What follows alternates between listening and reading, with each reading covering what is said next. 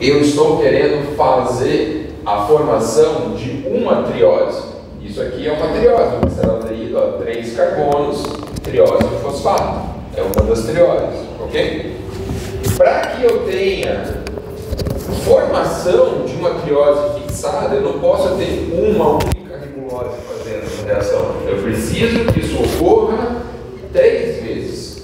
Então esse ciclo, para que se gere um saldo de uma molécula de gliceraldeído, eu preciso que esse ciclo ocorra 3 vezes.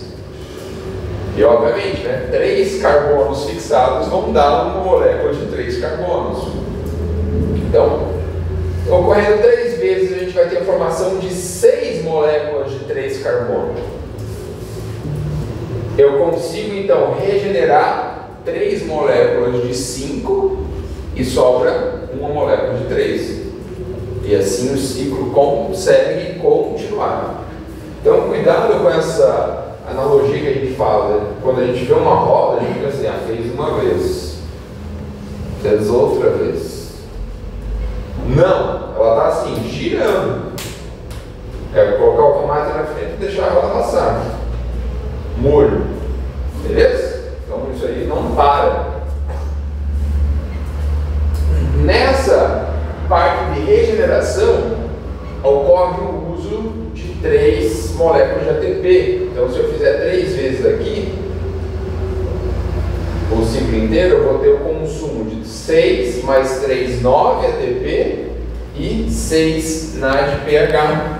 E por isso, a gente já consegue explicar aquela exigência diferencial que eu falei para vocês ontem, da produção de ATP e NADPH. E assim a planta regula entre a via cíclica e acíclica das reações fotodependentes. Ok? Para fazer a fixação da maneira correta. Ok? Já adianto para vocês, isso aqui colocando no mapa tá ok? O que falta? Muito bem, Heitor. Não tem as enzimas. É o erro mais comum, tá, gente? A gente vai falar das enzimas, então coloquem as enzimas.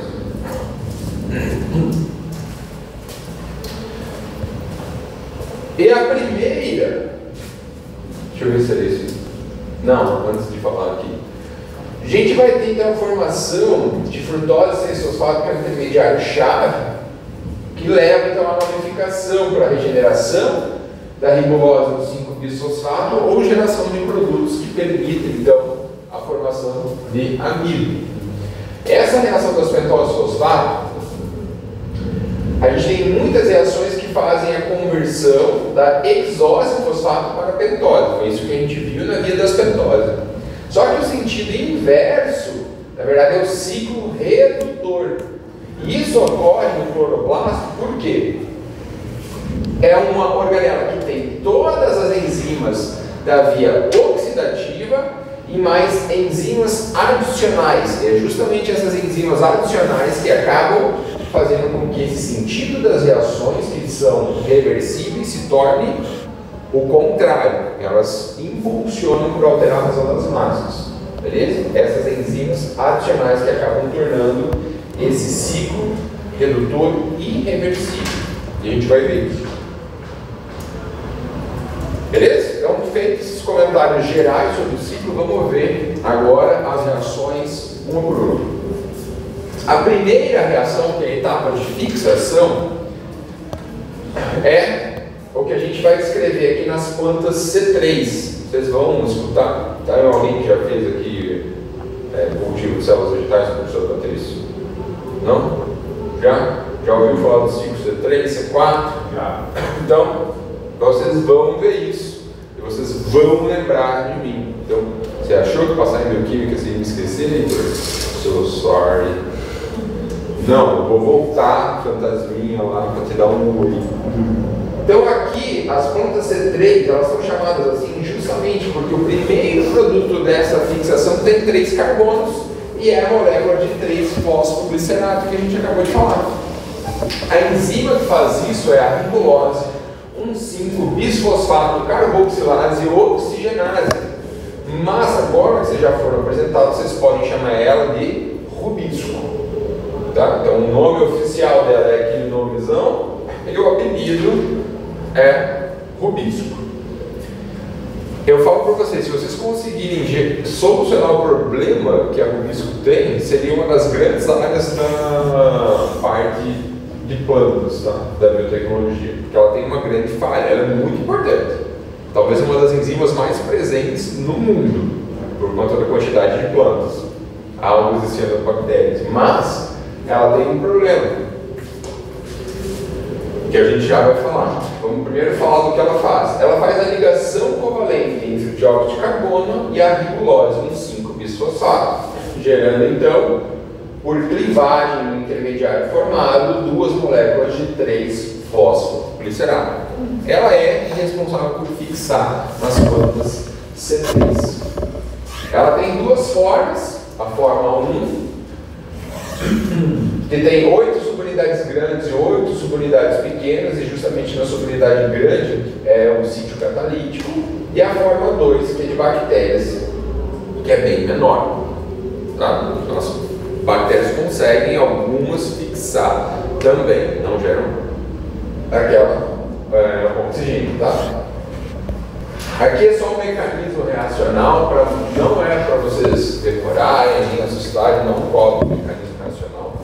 Mas para vocês entenderem que as enzimas às vezes têm cofatores, e nesse caso aqui é um íon de magnésio, muito importante para que a reação ocorra da maneira que tem que ocorrer. Então, a rubisco, gente, ela é um ponto de regulação dessa via. Ela se torna inativa normalmente, porém ela é ativada por carbomoilação de um grupo epsilon-amino. Quem vai fazer isso aqui é a ativação mediante a utilização de ATP. Então ela usa esse ATP para se ativar. Professor, a gente vai considerar essa ativação naquele gasto do ciclo? Não, tá? A gente não costuma considerar, mas são gastos existentes. Se eu falar para vocês, quanto vocês gastam na glicólise? Vocês vão falar, a gente gasta 2 ATPs na fase de preparação, mas a gente não considera, por exemplo, o gasto de expressão enzimática, certo? Então a gente já considera que a enzima existe. Além disso, ela tem um inibidor noturno muito potente, que é o 2-carboxi-arabilitol 1-fosfato. Ele é um análogo do substrato que liga a enzima. Por que ela precisa ficar inibida à noite ou no escuro?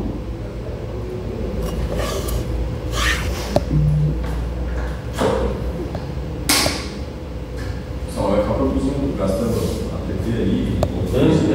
E por que nesse momento não seria interessante? Porque não vai ter, não vai estar gerando. Exatamente. Já ouviram falar que planta no quarto não é uma coisa muito legal? Sim. Por que não é legal? Porque produz CO2 e vai usar o oxigênio. Exatamente, ela consome oxigênio, a planta respira à noite. Ela não produz oxigênio à noite. Por quê? Porque, e aí eu já quero explicar para vocês eu vou adiantar alguns slides que eu vou falar para frente. Essa parte do ciclo de Calvin, ciclo de fixação, ela era chamada antes de fotossíntese escura. Só que não é. Porque essa parte aqui de fixação só vai ocorrer quando existir luz. E é exatamente o que a Isabelle falou. A gente não tinha o ciclo Z para que fosse gerado o quê? NAD, pH, bombeamento de prótons, que a gente viu como produção de ATP. Então a gente tem esses dois produtos aqui que são justamente os que são necessários para a fixação de carbono. Então, apesar dessas reações de fixação não serem fotodependentes diretamente, elas são indiretamente dependentes das reações luminosas. Então, o cloroplasto só é ativo nessa parte de fixação de dióxido de carbono quando tem luz. Se não tiver luz, as plantas vão usar o que para gerar energia? Que assim como nós consumimos energia durante o nosso sono, as plantas também consomem durante a noite. Elas usam mitocôndria. E por isso que a Beto está certa, elas vão gerar dióxido de carbono, porque elas vão usar a mitocôndria à noite. Certo? Então tem essa questão. Onde tem esse passarinho? Não está aqui não, né? Não, acho que foi nós. O governo caiu. Depois a gente... Beleza? Então, ela precisa ser inibida quando não tem luz, justamente porque ela não tem função nesse momento. É outra organela que seria ativada à noite. Então, beleza. Fizemos a primeira parte, que é a fixação. Agora, a gente vai para as etapas de conversão do 3-fosfoglicerato em gliceraldeído 3-fosfato. Isso ocorre em duas etapas, que é o sentido inverso da glicólise, e o NADPH vai ser utilizado aqui como agente redutor. Então, por o cloroplasto ter concentrações elevadas, óbvio, iluminado, de ATP e NADPH, isso vai impulsionar esse sentido inverso da glicólise. Então, o que vai acontecer é justamente a formação de um 3-bisfosfoglicerato e depois gliceraldeído 3-fosfato ali no cloroplasto.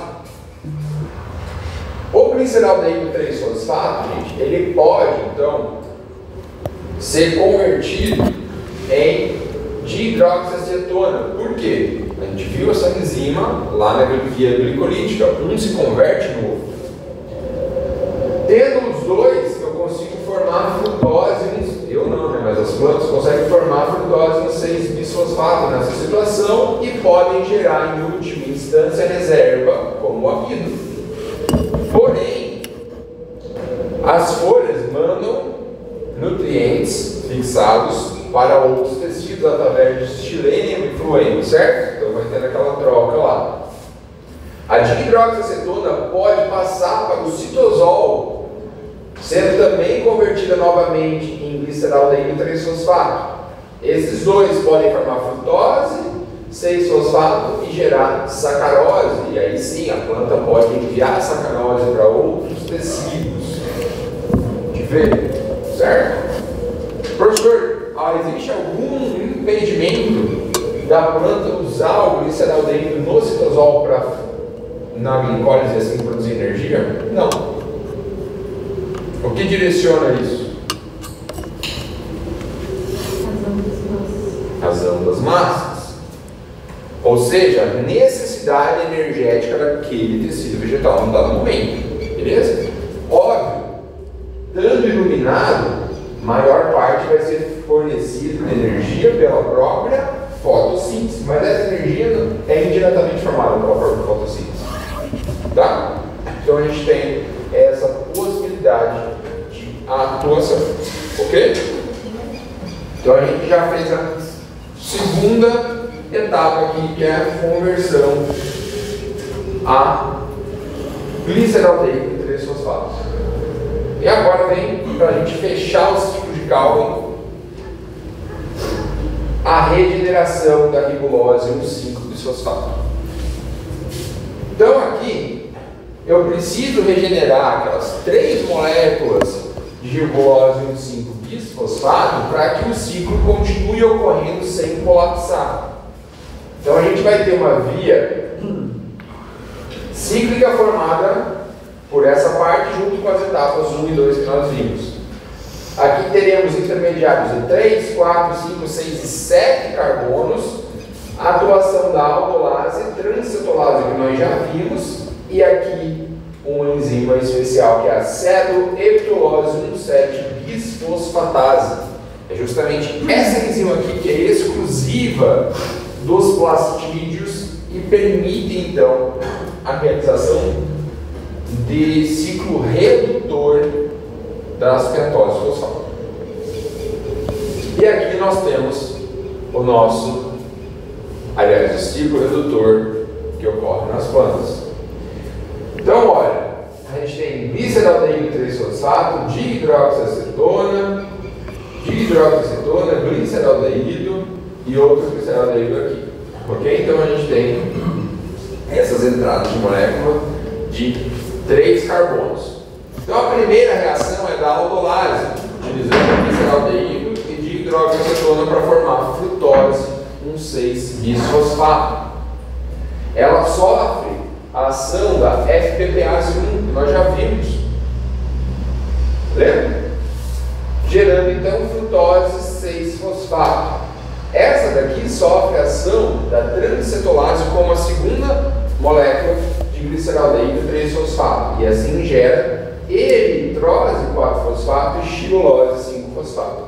Segura essa xilulose um pouco e vamos continuar com a eritrose. Eritrose vai receber uma segunda molécula aqui de dihidroxiacetona e vai sofrer ação novamente da aldolase. Só que agora o produto é cedoheptulose 1,7-bisfosfato. Esse aqui sofre a ação da cedoheptulose 1,7-bisfosfatase, gerando cedoheptulose 7-fosfato. Entra a terceira molécula de gliceraldeído 3-fosfato e assim a gente tem a formação de xilulose 5-fosfato e outra e uma ribose 5-fosfato. Essa é convertida a ribulose 5-fosfato. A gente já tem duas aqui. Essa xilulose vai ser convertida em ribulose 5-fosfato. A gente tem 3 moléculas. E na última etapa, a gente vai ter formação com gasto de ATP de ribulose 1,5-bisfosfato. Então, todas essas reações aqui ocorrendo para dar esse sentido da formação da ribulose 1,5-bisfosfato. E assim nós encerramos o ciclo de cálculo. E eu vou fazer chamadas então para cá, certo? Vamos me divertir bem mais aí.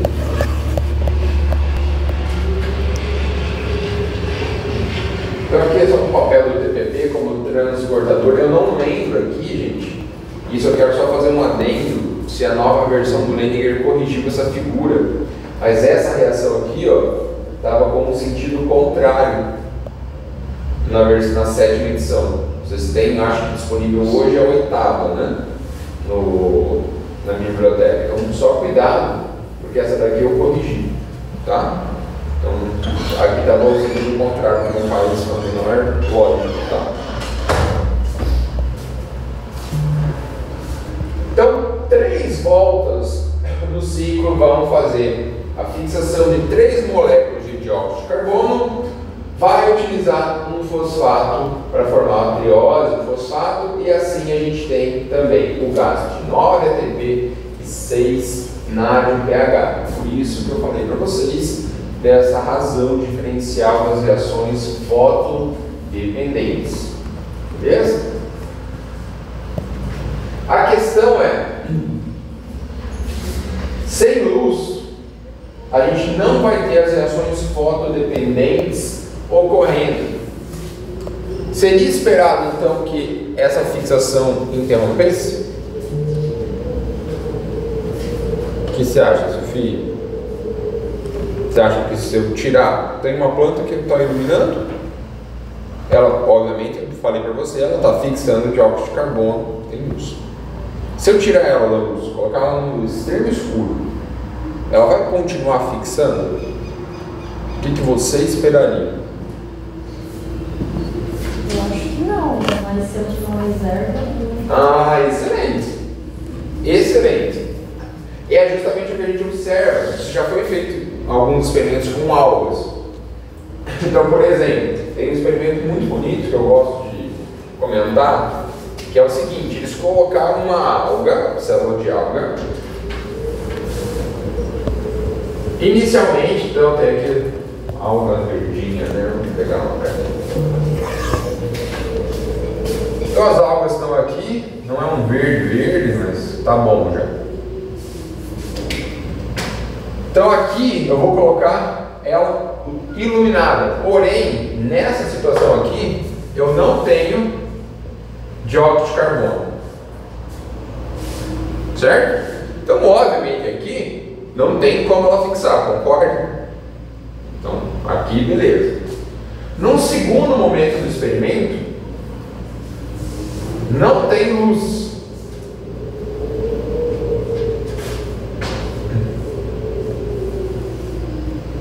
Mas foi adicionado dióxido de carbono.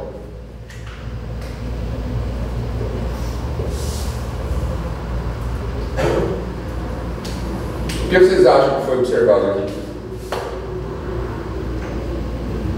Foca no teu raciocínio. Bolhas. Foi? Bolhas. Não. Bolhas não. Elas vão gerar bolhas também. Não sei falar. Lembra que a Sofia falou se ela tiver reserva? Ok? Então aqui, quando tinha luz, o que foi produzido? ATP e NADPH, certo? Então foi gerado ATP e NADPH pelas reações fotodependentes. A partir do momento, isso aqui acumulou na planta. Ela não tinha como fixar, mas ela gerou o máximo que ela podia e depois não tinha mais o que fazer. Como que ela não morreu? Mitocôndria. Mas ela gerou esse cara aqui. Aqui, ela tinha uma reserva de ATP e NADPH. Só que ela não tinha mais a produção. Certo? Então o que observou-se aqui? Uma fixação momentânea de dióxido de carbono e depois um interrompimento. Agora vocês conseguem entender o porquê? Está sendo introduzido CO2? Foi introduzido.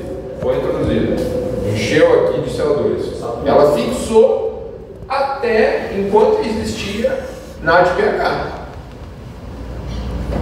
Depois para. Então por um breve momento, é curto. Foi fixado e depois interrompeu.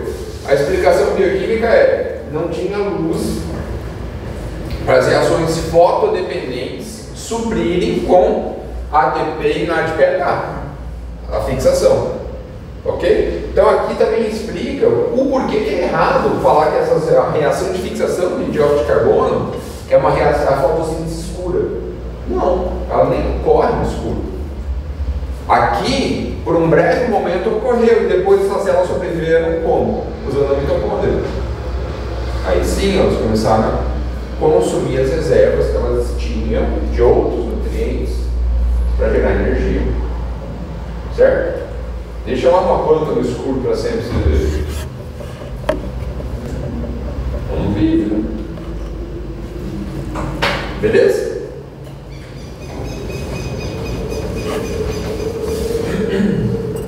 Então, a gente pode, a gente não tem uma mania, mas as plantas podem reservar essas trioses formadas na forma de amido ou ainda converterem para transportar, como a gente já falou, em sacarose. Então, os tecidos vegetais eles têm algumas enzimas exclusivas, como a rubisco, a cerebrilose com 7-bisfosfatase e a ribulose 5-fosfatossinase. É justamente essas enzimas aqui que permitem que ocorra a fixação de dióxido de carbono. Teve um semestre que 3 alunos vieram no final da aula e falaram assim: professor, então se eu colocar em mim a expressão da rubisco, da cerebrilose com 7-bisfosfatase e a ribulose 5-fosfatossinase, eu posso viver de luz? Aí eu falei: pare de diga não às drogas. Por quê? Obviamente você não vai conseguir fazer isso. As plantas conseguem para quem é organelas específicas, elas têm, além disso, sistemas de captação de luz. Vocês, se ficarem no sol, vocês não captam luz, mas vocês utilizam a luz, certo? Dependendo do nível de branquitude da pessoa, a única coisa é ficar igual à parede, certo? Então, vocês não vão conseguir. Vamos ver com essas ideias, não vou ficar ninguém preso no futuro. Beleza? Só que a gente tem outras coisas aqui para falar sobre estequiometria e razão das massas. A membrana interna do cloroplasto ela é impermeável. Então a gente tem que ter transporte ali da dihidroxiacetona do estroma para o citosol. Então aqui a gente tem a reação fotodependente, o uso de formação de ATP, o uso dos ATP no ciclo de Calvin. Só que percebam aqui que essa dihidroxiacetona vai para o citosol. Esse antiportador aqui utiliza fosfato para trocar a dihidroxiacetona. A questão é, por que aqui ó, eu tenho 9 ADPs e 8 fosfato inorgânico e eu preciso que tenha essa troca? Porque os compostos não passam para o citosol. Quem que está saindo aqui? Dihidroxiacetona fosfato, certo? Ela foi formada em última instância por quem? Lá no ciclo de Calvin, se a gente lembrar. Você tem 3 moléculas de 5 carbonos, 3 moléculas de 1 carbono, aí eu vou formar 6 moléculas de 3 carbonos, certo? E aqui 6 moléculas de 3 carbonos. Aqui existe uma bifurcação. Eu tenho 5 moléculas de 3 carbonos que são usados para regenerar essas, e eu tenho uma molécula de 3 carbonos que sai, certo?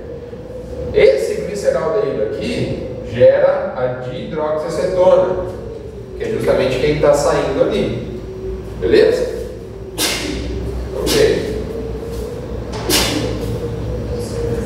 Saúde.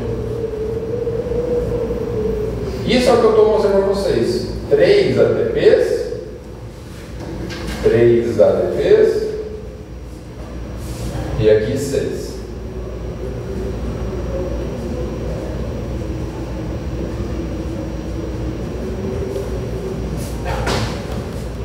O que eu estou falando?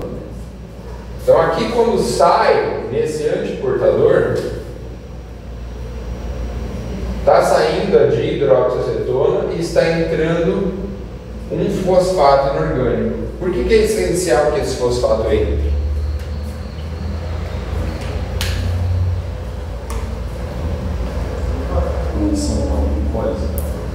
Para fazer o ATP? Oi? Para fazer o ATP? Mas por quê? Ainda não é para fazer o ATP. Uma força para passar ali desse transportador. Gente, esse cara aqui, esses 3 carbonos tinham fosfato? Era dióxido de carbono. Vocês veem algum fosfato aqui? Não. Como que eles estão gerando dihidroxiacetona fosfato? Um dos fosfatos do ATP está saindo. Certo? Se esse cara está consumindo menos um fosfato inorgânico, e sai 1, sai 2, sai 3, você fica com menos. Então, se não tiver reposição, o que aconteceria? Não ocorre mais. Não é possível mais ocorrer.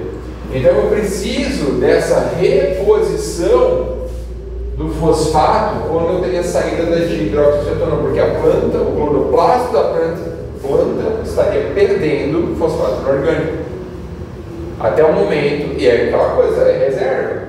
A planta não consegue produzir para sempre. Inclusive, fosfato é um dos elementos que existem na agricultura para a reposição do solo. Então, se não existir essa reposição do fosfato para dentro do cloroplasto, ele interromperia a parte de fixação de dióxido de carbono. Beleza? Então, é preciso que entre. Ok? Só que tem outro detalhe aqui, ó. Eu só quero fazer uma estequiometria com relação ao slide. Vocês estão vendo que o produto final aqui é sacarose? Sim, né? Está meio pequeno, mas eu acredito em mim, aqui é sacarose. Por que eu coloquei aqui a estequiometria de 4-fosfato inorgânico?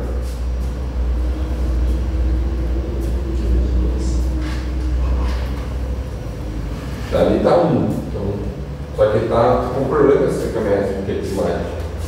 Eu já quero corrigir ele. Aqui ó, tá 1 fosfato aqui ó, e está produzindo sacarose. É o produto final que você quer produzir quando sai mesmo. Mas por que eu salientei que são 4?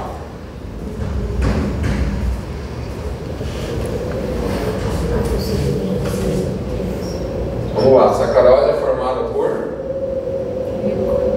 glicose mais frutose, certo? Então a sacarose é igual a glicose mais frutose. Beleza? A gente está vendo aqui que sai a dihidroxacetona.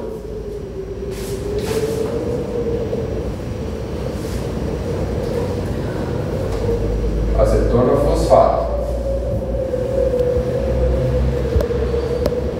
Ela pode ser convertida em gliceraldeído trisfosfato.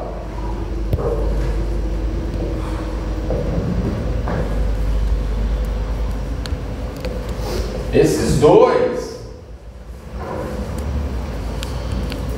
podem ser convertidos em quem? Frutose 1,6-bisfosfato.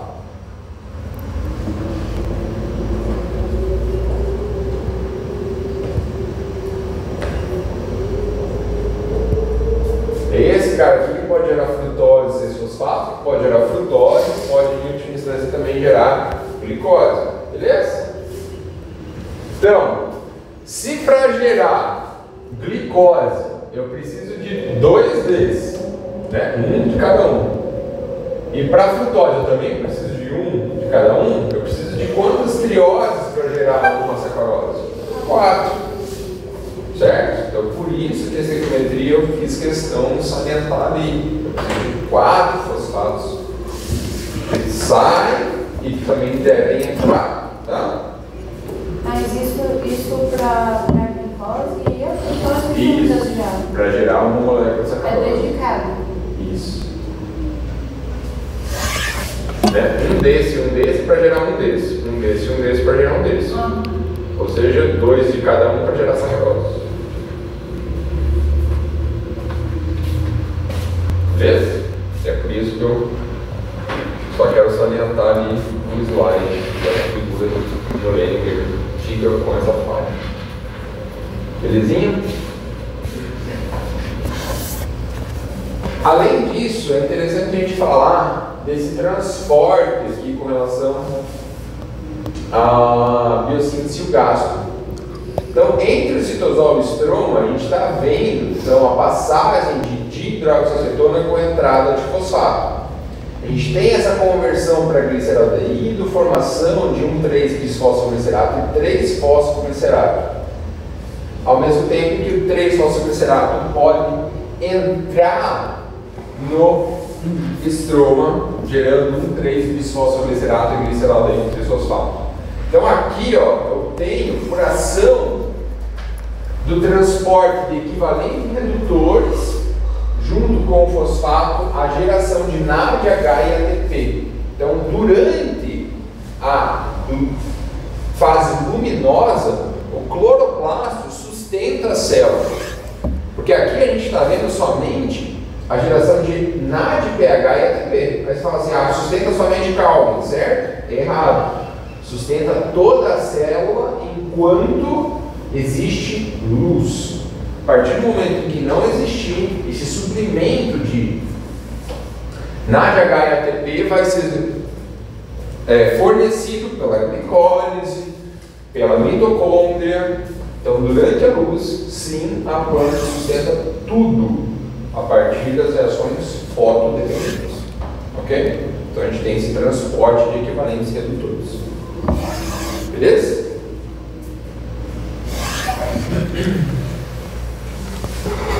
Essa regulação ocorre também por ação da própria iluminação.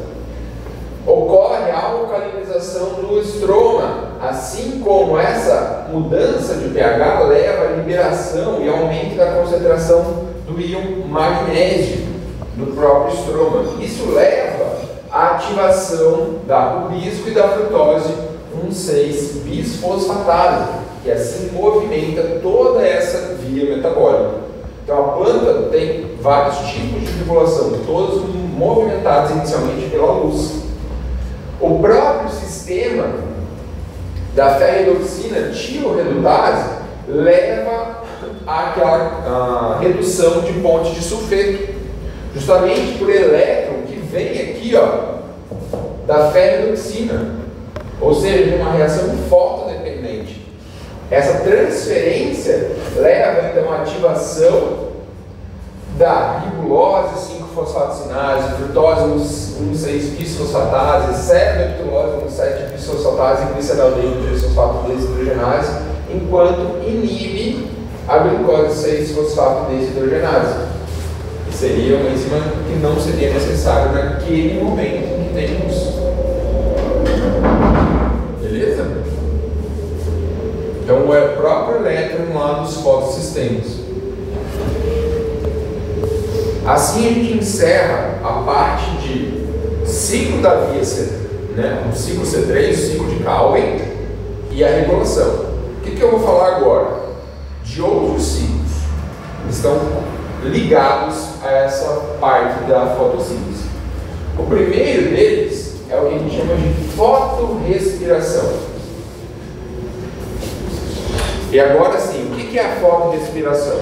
Lembra que eu falei que existe um problema na rubisco? É justamente esse problema aqui que gera a fotorrespiração. Mesmo com a luz, as plantas C3 geram CO2. Aí você fala assim, já estou vendo aqui, o Heitor falou assim, mentiroso, passou todo esse slide aqui para mim falar que durante a luz as plantas fixavam. Agora você está falando que as plantas geram CO2? Sim. E é justamente um problema relacionado com a rubisco. Então, mesmo quando tem luz, essas plantas vão gerar dióxido de carbono. Óbvio, elas continuam fixando o dióxido de carbono? Sim, gente, fixam. Mas a rubisco, ela tem uma atividade de oxigenase. Então eu falei para vocês que aqui ela deveria trabalhar com dióxido de carbono, certo? Só que ela também trabalha com oxigênio. E é aí que gera todo o problema. Se ela pegar, em vez de dióxido de carbono, oxigênio, ela não vai gerar o 3-fosfoglicerato. E isso vai ter consequências para a planta.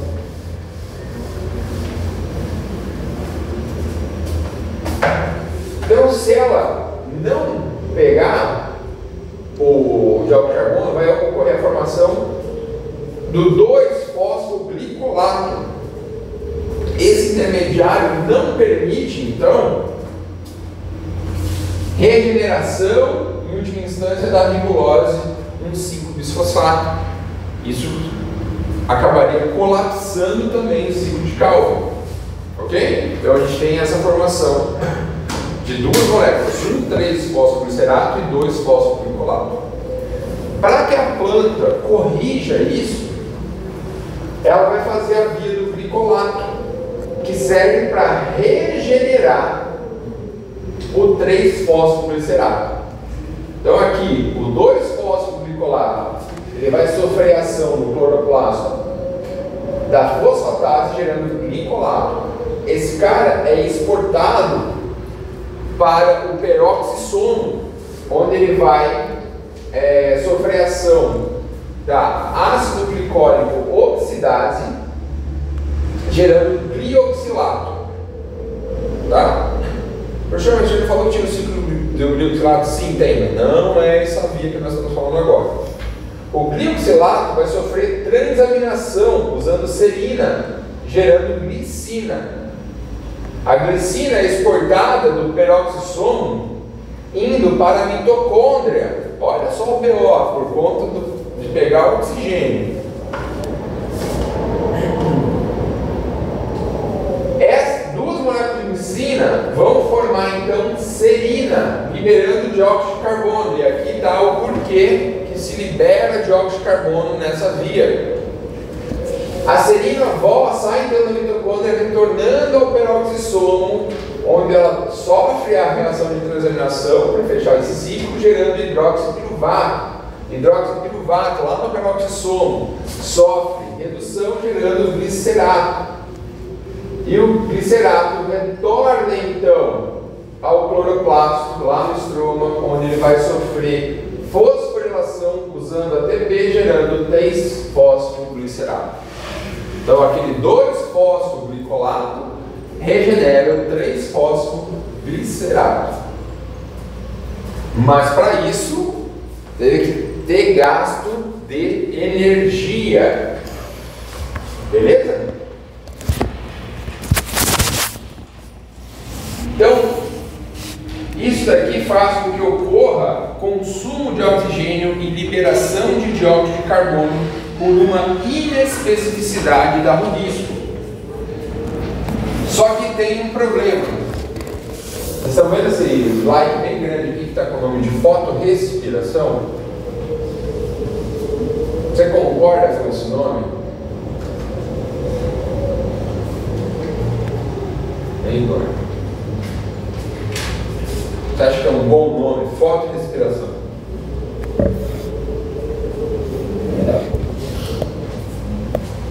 A questão é o porquê que não é um bom nome. Você respira, Heitor? Muito bem. Já viu que está servindo para alguma coisa. Qual que é o objetivo da tua respiração?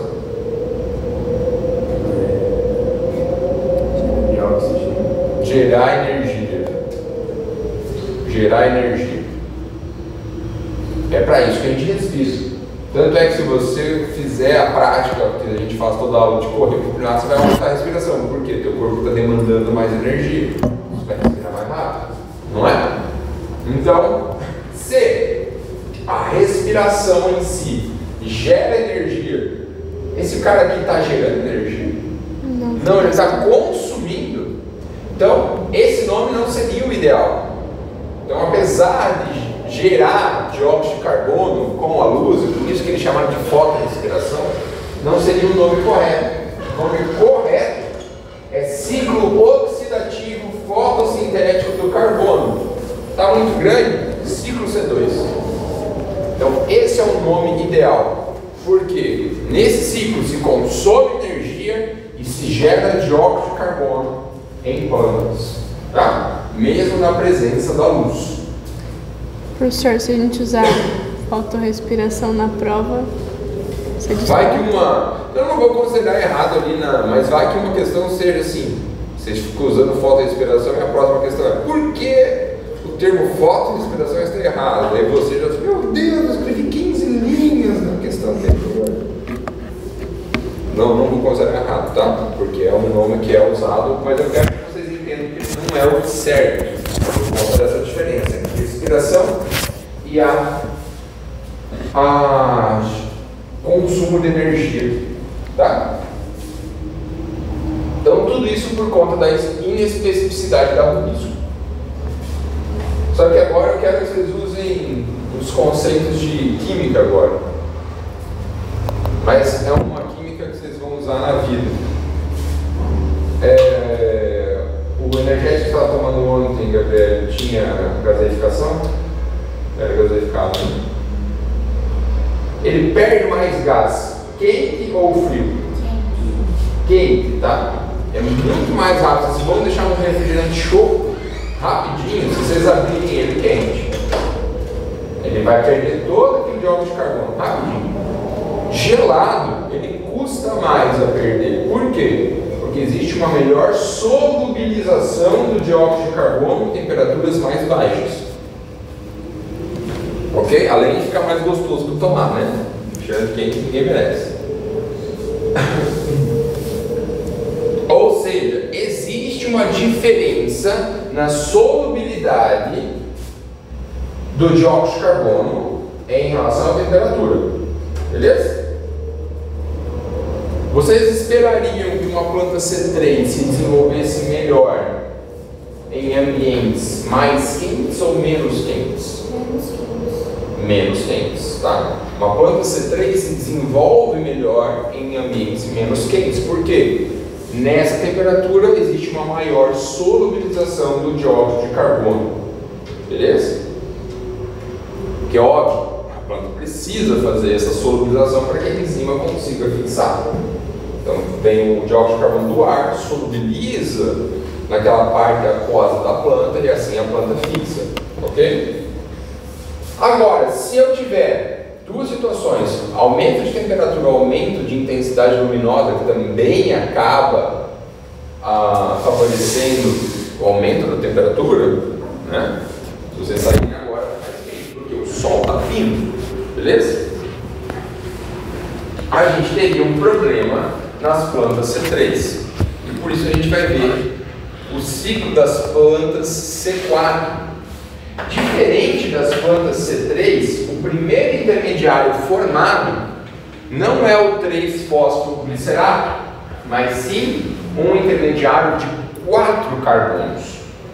Então essas plantas elas se adaptaram a se desenvolver em intensidade luminosa elevada, altas temperaturas, têm alta velocidade de fotossintética, alta taxa de crescimento, baixa taxa de fotorrespiração, ou ciclo C2, e também perdem menos água. Cuidado! Primeiro a gente viu o ciclo básico, que é o ciclo C3, falamos do problema que tem que ser solucionado pelo ciclo C2. Vou falar de uma evolução do ciclo C3, que é o ciclo C4, e depois tem uma diferenciação, que é o ciclo das plantas CAM. Tá? A gente vai falar de tudo isso agora. Calma, não é tão difícil quanto parece. Então, as plantas C4 vão usar células do mesófilo e células da bainha. E a fixação do dióxido de carbono não vai ocorrer mais pela rubisco, mas sim utilizando o oxaloacetato como fixador. Então, isso aqui vai ocorrer nas células do mesófilo foliar. Eu ainda posso ter a conversão desse produto a malato ou em aspartato, dependendo da via. Então, o que vai acontecer aqui? Ó? Dióxido de carbono no ar vai ser solubilizado da forma solúvel, é o ácido carbônico. Eu vou ter, então, o primeiro elemento que vai ser o responsável, então, por fixar é fosfenol piruvato. Ele vai ser usado junto com o dióxido de carbono solúvel pela fosfenol piruvato carboxilase, gerando oxaloacetato. E é por isso que eu falo, essas plantas são chamadas de plantas C4, porque o primeiro intermediário tem 4 carbonos, que é o oxaloacetato. Esse cara aqui vai ser usado então pela malato desidrogenase para gerar malato. Eu posso ainda ter a formação do oxaloacetato vindo do aspartato, mas isso aqui é uma via diferente, tá? Então esse aqui que é a linha base. O malato vai passar para a célula da bainha vascular por pequenos poros entre essas células que são chamadas de plasmodélitos. Então isso aqui conecta essas células. Então o malato passa para a célula da bainha, e é na célula da bainha que vai existir a enzima málica, que vai converter então o malato em piruvato, liberando dióxido de carbono.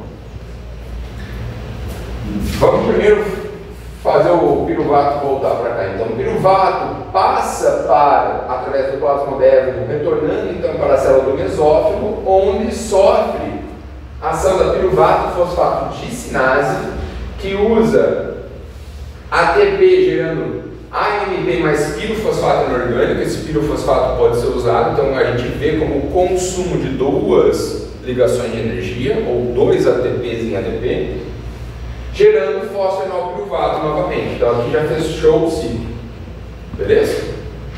Então essa parte fechou. Qual que é a diferença então em relação às plantas C3? Não houve ação da rubisco até o momento para fixar o dióxido de carbono do ar. A fosfenol piruvato carboxilase ela é muito mais específica para o dióxido de carbono. Então nessa condição aqui ela é muito mais eficiente. O malato que veio para então a célula da varinha e sofreu a ação da enzima málica liberando o dióxido de carbono, fornece esse dióxido de carbono para quem? Rubisco. E aí ocorre o ciclo C3 aqui. Então as plantas C4 elas só têm uma etapa prévia ao ciclo de Calvin. E basicamente é aquela coisa. Lembra quando sua mãe fazia seu prato, Heitor? Aí você não tinha opção, né? Não quero tal coisa, espero que seja assim. Você vai comer salada assim, põe ali. Não tinha opção. É basicamente Heitor, rubisco, mãe do Heitor, fosfenol piruvato carboxilase.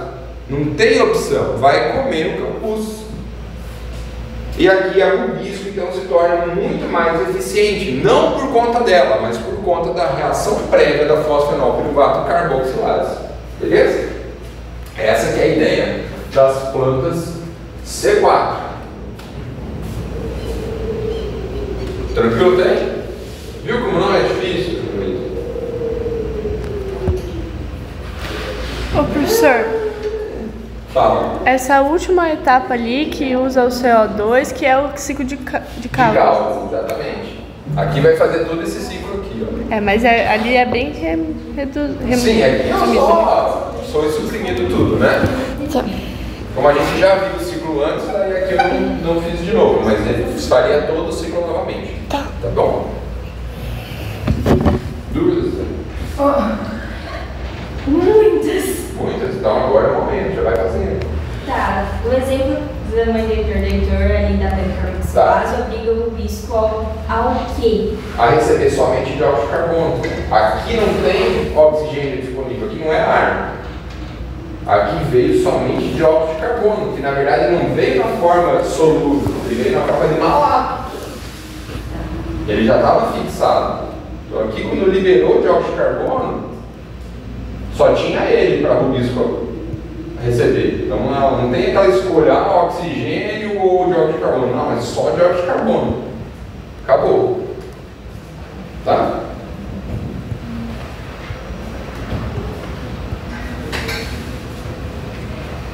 Fala, Marcelo. Eu não sei nem o que eu quero te perguntar. Eu acho que eu tenho que pegar e ler o livro primeiro também e ver as Reforço mais uma vez, gente. Tentem ler dentro do possível antes da aula, que vai facilitar para vocês. Eu não sei nem o que eu tenho de dúvida para perguntar para você. Tá bom. Eu tô falando. Então, esse aqui que é o objetivo, tá? De ter essa reação da fosfenol piruvato carboxilase. É basicamente não dar opção para o rubisco escolher entre dióxido de carbono ou oxigênio. Então isso aumenta, obviamente, a eficiência da fixação. Porém, existe um custo a mais. Vocês estão vendo aqui, ó, custos. Né? O NADPH não é, mas a gente tem um custo que ele foi usado aqui e regenerado aqui. Mas eu tenho um custo de 2 ATPs a mais por dióxido de carbono. Usou um, mas lembra que ele gerou AMP e fosfato, e pirofosfato. E a gente vê isso aqui como um consumo de 2 ATPs. Não sei se vocês lembram dessa parte que eu falei para vocês. A gente tem essa reação tradicional. E a gente tem essa reação aqui.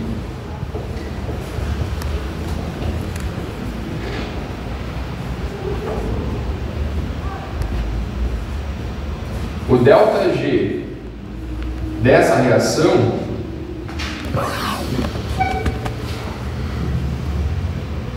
na verdade, assim, 2 vezes o ΔG desse cara aqui é equivalente à soma desses dois.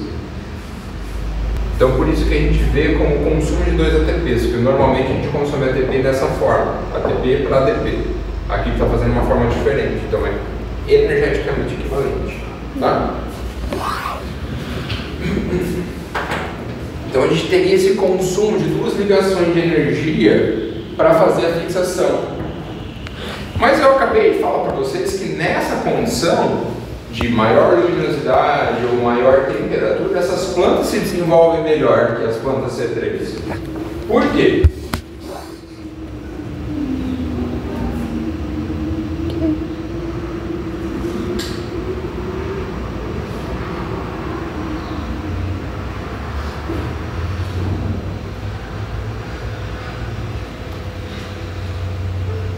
Se a Rubisco tem disponível, então eu não estou tendo aquele processo da fosfenol piruvato antes, a Rubisco recebe dióxido de carbono ou oxigênio, ela vai escolher qualquer um deles. Só que numa maior temperatura, esse cara é menos solúvel que o oxigênio. Então eu aumento muito mais a proporção de oxigênio. O que eu vou facilitar? Fixação de O2, que gera um produto que a planta não consegue utilizar. Aí ela tem que fazer o ciclo C2, que usa energia.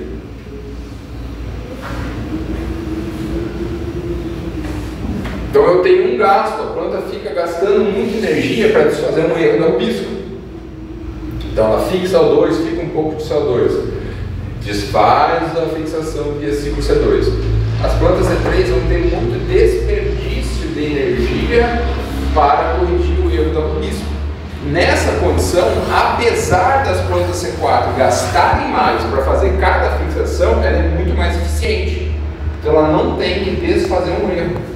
Então por isso, em maiores temperaturas ou maiores intensidades luminosas, plantas C4 se desenvolvem melhor. Não sei se na 8ª ainda tem, mas na 7ª tinha uma frase maravilhosa do Bentley, que era assim: todo bom jardineiro sabe que as plantas C4 se desenvolvem melhor no verão. Se você não sabia disso, bom, você estava no curso de engenharia de processos, não na jardinagem. Beleza? Então é por isso que uma temperatura em torno ali de 28, 30 graus é um ponto divisor de águas para o metabolismo mais vantajoso das plantas C4. Beleza?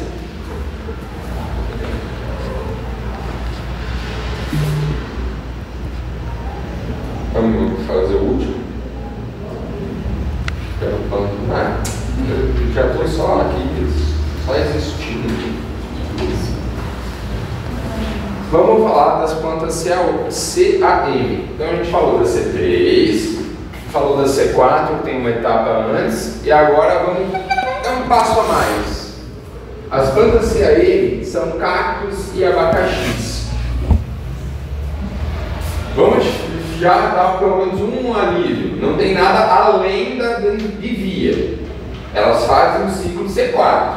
A diferença é quando elas fazem cada uma da etapa. Então, obviamente que cactos e abacaxi são plantas que são habituadas a crescerem e se desenvolverem em ambientes muito quentes e muito secos. Então, nesse ambiente, ocorre uma separação temporal da fixação do dióxido de carbono.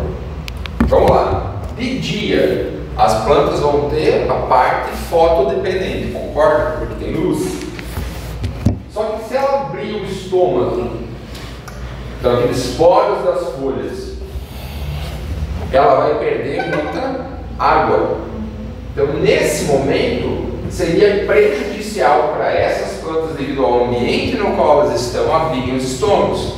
Só que se elas não abrirem os estômagos, elas não vão receber o ar. que tem dióxido de carbono. Então, como que elas vão fazer isso? Elas fizeram essa saída aqui durante a evolução. À noite, os estômatos se abrem e elas vão fazer a fixação do dióxido de carbono usando o oxalacetato e todos os produtos das reações fotodependentes que foram armazenados. Então, durante o dia, os estômatos ficam fechados para evitar a perda de água e as reações fotodependentes ocorrem. Então, aqui, à noite, vai ocorrer a formação do malato, que vai ser armazenado em vacúolos. Então, à noite só fixa. Começou a ter luz, fecha os estômagos. E aí vai ocorrer a liberação do dióxido de carbono do malato, da enzima málica, e o ciclo de Calvin, que vai demandar o quê? ATP e NADPH. Então, durante o dia, ela tem esse fornecimento, ela vai fazer a fixação nos ciclos de Calvin, mas durante a noite ela vai fazer a parte antes do ciclo, que é a da fosfenolgrubato carboxilase. É só essa a diferença das plantas C3 para CAM para as plantas C4. Então tem essa separação no tempo para evitar o ressecamento da planta. Beleza? Por isso que as produções, a maioria das produções de abacaxi são feitas em bioreatores? Eles usam bioreatores para a produção de abacaxi. Para fazer a... Como é que chama? Tem um termo para isso. Expansão dos clones, né? Sim, eles gostam de fazer, na verdade, a produção. Tem vários motivos, tá? Quando a gente faz esse repique das plantas em reatores, tá? Mas você vai ver, tem um produtor que não faz uso, eles conseguem fazer. Mas basicamente, abacaxi não é uma fruta tropical. Tenta plantar lá no Canadá, não vai dar muito certo. Por quê? Baixa intensidade luminosa, temperaturas mais baixas. E você consegue controlar melhor esses parâmetros? Sim, como o bioreator fornece melhores parâmetros. Beleza? Então, óbvio, o destino final desses carbonos, seja para reserva ou para transporte para outros tecidos, vai estar relacionado. Eu não vou adentrar aqui porque aí já é um metabolismo vegetal bem mais complexo, mas sim, vocês vão ver isso na parte de cultivo de células vegetais com a professora Patrícia. Tudo vai depender da necessidade da célula, inclusive a saída de um intermediário dessa via vai exigir reposição por outra via, né? Então a gente vai ter que ter essa reposição e o transporte então entre os tecidos da planta através do xilema e floema. Mas isso aqui vocês vão ver numa disciplina específica, não tem necessidade, já temos bastante coisa para falar, né? E assim a gente encerra o conteúdo da P2 com a fotossíntese encerrada. Dúvida, leitor? Não. Não? Então tá bom. Mas lembrando, gente, vocês ainda têm